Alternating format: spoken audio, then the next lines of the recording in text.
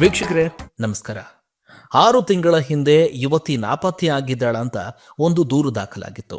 ಆದರೆ ಆ ನಾಪತ್ತೆಯಾಗಿದ್ದ ಪ್ರಕರಣಕ್ಕೆ ಬೆಚ್ಚಿ ಬೀಳಿಸುವ ಭಾರಿ ಟ್ವಿಸ್ಟ್ ಸಿಕ್ಕಿದೆ.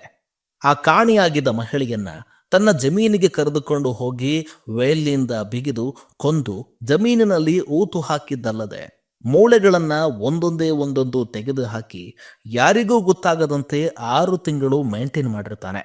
ಆದರೆ ಪೊಲೀಸರು ಸುಮ್ಮನೆ ಬಿಟ್ಟಾರೆ. ಇದು ಮಲಯಾಳಂನ ಸೂಕ್ಷ್ಮದರ್ಶಿನಿ ಸಿನಿಮಾದ ಕಥೆಯನ್ನ ಹೋಲುವಂತೆ ನಿಜ ಜೀವನದಲ್ಲೂ ಕೂಡ ಅಂಥದ್ದೇ ಘಟನೆ ನಡೆದಿದೆ. ವೀಕ್ಷಕರ, ಘಟನೆ ನಡೆದಿದ್ದು ಎಲ್ಲಿ? ಇವರಿಬ್ಬರ ನಡುವೆ ಇದ್ದ ಸಂಬಂಧ ಏನಾಗಿತ್ತು? ಕೊಲೆ ಆಗಿದ್ದು ಯಾಕೆ? ಎಲ್ಲವನ್ನ ನೋಡ್ತಾ ಹೋಗೋಣ ಬನ್ನಿ ವೀಕ್ಷಕರೇ.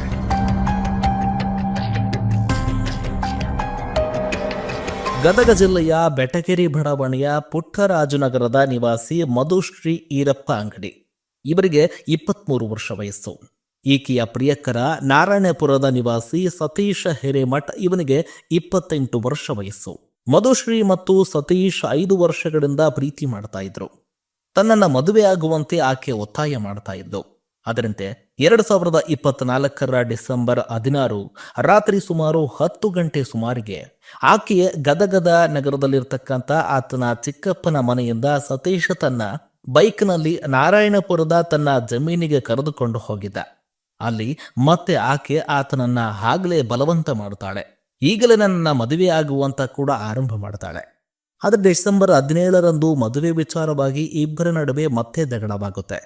ಈ ವೇಳೆ ಆಕೆಯ ಮೇಲೆ ಕೋಪಗೊಂಡ ಸತೀಶ ಮಧುಶ್ರೀ ಧರಿಸಿದ್ದ ವೇಲ್ನಿಂದ ಕತ್ತನ್ನ ಬಿಗಿಯಾಗಿ ಬಿಗಿದು ಅಲ್ಲೇ ಕೊಲೆ ಮಾಡ್ತಾನೆ.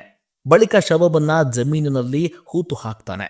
ಈತ 2025 ಜನವರಿ 12ರಂದು ಬೆಟಗೇರಿ ಬಡಾವಣೆಯ ಪೊಲೀಸ್ ಠಾಣೆಗೆ ಗದಗದ ಪುಟ್ಟರಾಜನಗರದ ನಿವಾಸಿ ಬಸವರಾಜ್ ಅಂಗಡಿ ತಮ್ಮ ತಂಗಿ ಮಧುಶ್ರೀ ನಾಪತ್ತೆಯಾಗಿದ್ದಾಳೆ ಅಂತ ದೂರು ದಾಖಲು ಮಾಡ್ತಾರೆ. ವಿಚಾರಣೆ ನಡೆಸಿದ ಪೊಲೀಸರಿಗೆ ಸತೀಶ್ ಆಕೆಯನ್ನ ಹತಲಗೇರಿ ಗ್ರಾಮದಲ್ಲಿ ಬಿಟ್ಟು ಬಂದಿದ್ದಾನೆ ಅಂತ ಹೇಳಿದ್ದಾರೆ.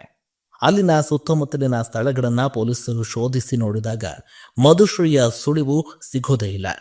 ಇದರಿಂದ ಸತೀಶನ ಮೇಲೆ ಮತ್ತಷ್ಟು ಸಂಶಯ ಕಂಡ ಪೊಲೀಸರು ಆತನ ಮೊಬೈಲ್ ಲೊಕೇಶನ್ ಜೊತೆಗೆ ಆತನ ಮೇಲೆ ಇನ್ನಷ್ಟು ನಿಗಾ ಇಡ್ತಾರೆ.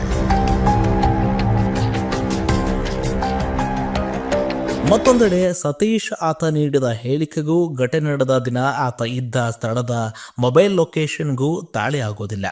ಈ ವೇಳೆ ಸಂಶಯಗೊಂಡ ಪೊಲೀಸರು ಆತನನ್ನ ಮತ್ತಷ್ಟು ತೀವ್ರವಾಗಿ ವಿಚಾರಣೆ ಮಾಡ್ತಾರೆ. ಆಗ ಸತೀಶ್ ನಿಜ ಬಾಯ್ಬಿಡ್ತಾರೆ. ಮಧುಶ್ರೀಯನ್ನ ಕೊಂದ ಬಳಿಕ ಆಕೆಯ ಮೂಳೆಗಳು ಸಮಾಧಿಯಿಂದ ಎದ್ದಿದ್ವು.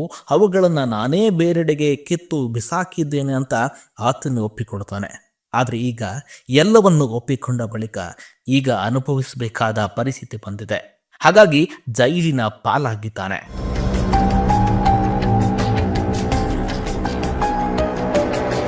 ನಮ್ಮ ವಿಜಯವಾಹಿನಿ ನ್ಯೂಸ್ ಚಾನೆಲ್ನಲ್ಲಿ ಪ್ರಮೋಷನ್, ಜಾಹೀರಾತು, ಅಡ್ವರ್ಟೈಸ್ಮೆಂಟ್ ನೀಡಲು ಸಂಪರ್ಕಿಸಿ 9535808456.